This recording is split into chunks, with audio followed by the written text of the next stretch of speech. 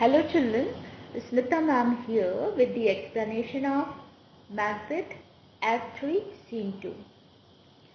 So take out your book and read when I am reading for your better understanding. Let us start. Scene 2, the palace. Enter Lady Macbeth and a servant. Lady Macbeth, is Banquo gone from court? Has Banquo left the court? Servant, Aye, madam, but return again tonight. Yes, madam, but he will return tonight. Lady Macbeth, say to the king, I would attend his leisure for a few words. Leisure means free time. Go and tell the king that I would like to speak a few words with him at his leisure. Servant, madam, I will. उसके बाद servant चला जाता है. Lady Macbeth अकेले है stage पे and she is talking to herself. तो मैंने बोला है जब भी कोई भी सॉलिलॉकी है वो बहुत ही ज़्यादा इम्पोर्टेंट है. उसमें तुम्हारे क्वेश्चंस आ सकते हैं 5 मार्क्स के, 1 मार्क्स के, 10 मार्क्स के. ठीक है, तो उसको ध्यान से पढ़ना.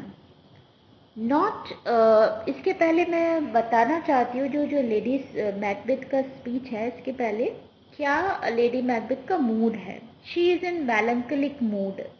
Okay, when she is uttering these word she is in melancholic mood. Why? क्यों बहुत ही सैड मूड में है.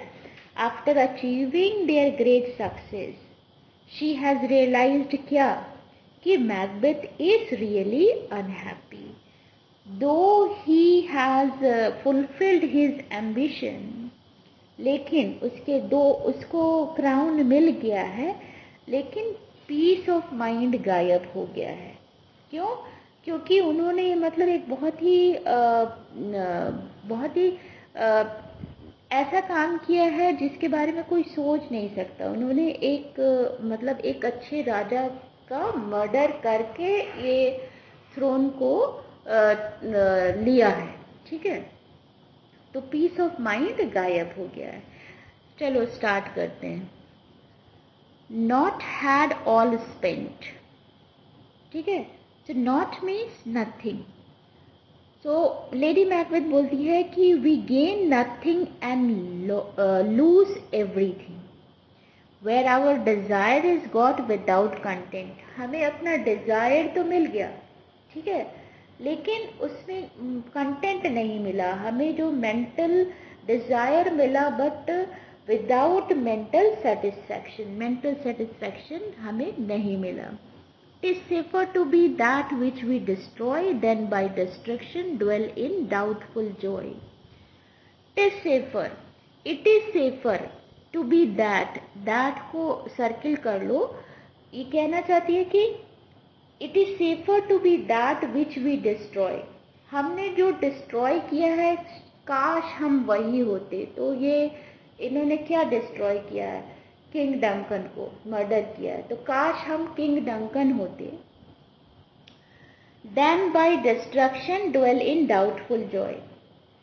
इससे जो अभी हमारा कंडीशन है कि हमने हमने डिस्ट्रक्शन किया है वो हमको जॉय नहीं दे रहा है, कि डाउटफुल जॉय दे रहा है, इनसिक्योर जॉय दे रहा है. तो ये कंडीशन काश नहीं होती. हम क्या होते? हम वही होते जिसको हमने डिस्ट्रॉय किया है.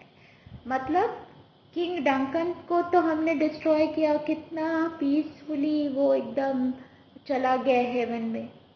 तो वो तो पीसफुल सोल हो गया, लेकिन हमारा सोल क्या है? पूरा डिस्टर्ब सोल हो गया. तो काश ऐसा होता कि हम वही होते, हम ही कोई मर्डर कर दिया होता. तो शी इज नॉट मतलब she is in profound melancholy. बहुत ज़्यादा गहरा सदमा उसको लग रहा है, वो बहुत ही दुखी है. तभी enter Macbeth. How now, my lord, why do you keep alone of sorriest fancies your companion making? अब बोल रही है कि माई लॉर्ड तुमने अपने आप को क्यों अकेला कर लिया है. सॉरियस्ट फैंसीज मीन्स उन्हीं सारी बातों को याद कर रहे हो जो कि बीत चुकी है, जो तुम्हें दुख दे रहे हैं, और उन्हीं को अपना कंपेनियन बना लिया है, उन्हीं को अपना साथी बना लिया है। Using those thoughts which should Indeed have died, with them they think on.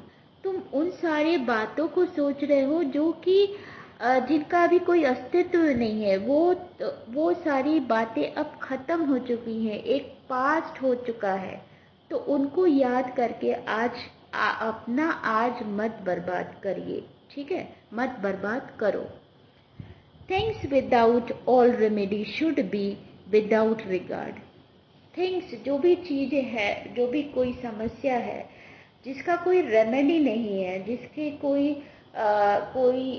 मतलब हल नहीं है, कोई समस्या का कोई हल नहीं है, तो उनके बारे में नहीं सोचना चाहिए, ठीक है। Things which cannot be remedied should be forgotten.